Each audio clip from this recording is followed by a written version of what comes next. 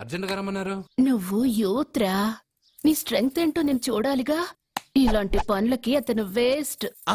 మీ ఇంటికి వస్తున్నాడే 20+ ఆయన ప్లస్ చేసుకున్నావు అనుకో, నీ లైఫ్ హ్యాపీగా ఉంటది.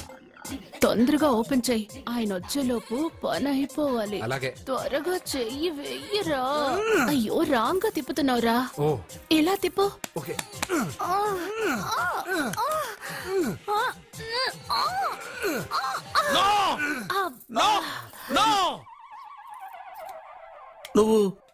నువ్వు తెరవమన్నది మూతనే.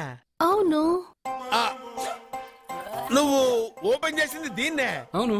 ఓహో, అంటే నువ్వు వెయ్యి అని చెప్పింది హార్లిక్స్. అవును. ఏంటా చూపులు? అసలు ఇక్కడ ఏం జరిగిందని? అబ్బాయి ఏం జరగలేదు. This is too much. ఎందుకు వాడు ఉమ్మేసి వెళ్తున్నాడు? వాడికి అర్థమైంది. దీనికి అర్థమైంది.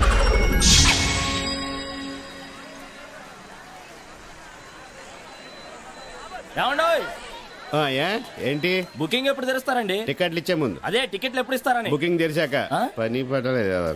ఈ మేనేజర్ అవతారం ఎక్కడ చచ్చాడు.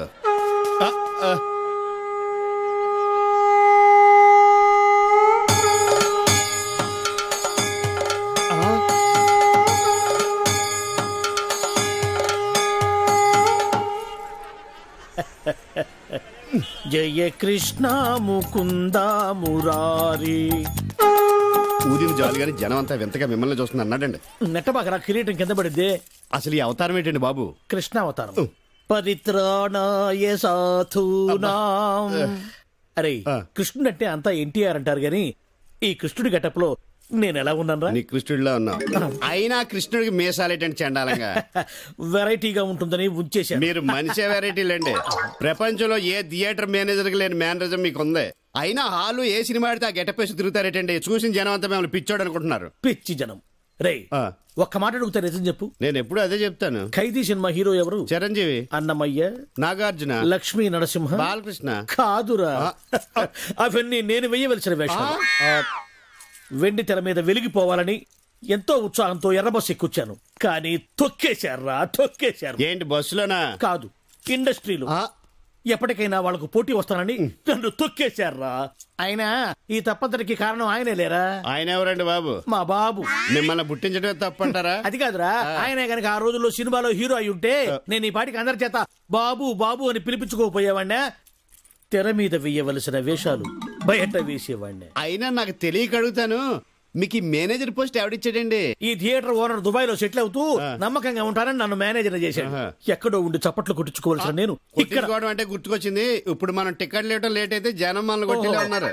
అదేంటండి, ముందు బ్లూ ఫిల్మ్ లాగా వెనకాల ఆర్ట్ ఫిల్మ్ లాగా ఈ రంగు ఏంటి? తెచ్చిన రంగు ముందుకే సరిపోయిందిరా. అబ్బా, పుట్టుమచ్చ కూడా ఉంది.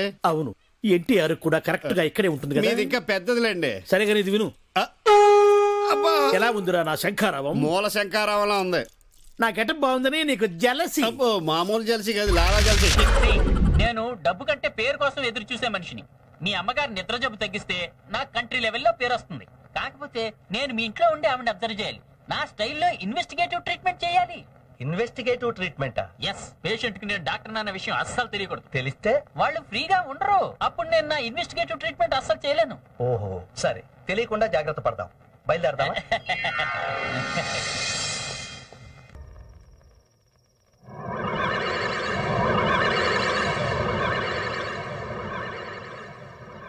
బామ్మగారు, బామ్మగారు. ఏంటి నర్స్ మరి ఎంత మూడు సరసం? ఈ నర్స్ ఎవరు? డాక్టర్ నర్సులతో పెట్టుకోకూడదు. ఏది కలో ఏది నిజమో తెలియదు. డాక్టర్ గారు, బామ్మగారిని ఎంత పిలిచినా వినిపించుకోకుండా వెళ్ళిపోతున్నారు. ఇలాంటప్పుడు ఏం వినిపించదో ఏంటో. ఇప్పుడు ఎలా? Very good. వెళ్ళిపోతుంటే వెరీ గుడ్ అంటారేంటండి? మరి ఆవిడ అలా వెళ్ళిపోతేనే కదా నా ఇన్వెస్టిగేటివ్ ట్రీట్మెంట్ మొదలు పెట్టగలను. సరే పదండి. నీకెందుకమ్మా శ్రమ? కాపలా కాసి కాసి అలిసిపోయావు. వెళ్ళి హాయిగా రెస్ట్ తీసుకో. నేను చూసుకుంటానుగా. వెళ్ళు, పడుకోమ్మా. బామ్మగారు, బామ్మగారు, మరి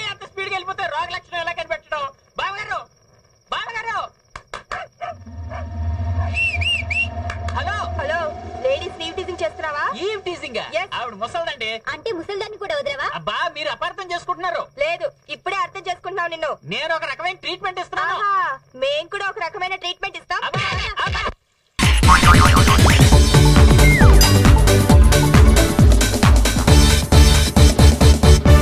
మొగుడు వస్తాడమ్మా. ఏది మొగుడు? 30 ఏళ్ళగా మొగుడు అని గిరగరా తిరుగుతున్నాను, ఎక్కడా కనపడలేదు. మీ ఇద్దరు ఎవరో నా మొగుడు. మంచి అందగాడే ఇలాగ అయిపోయాడు. సుందరా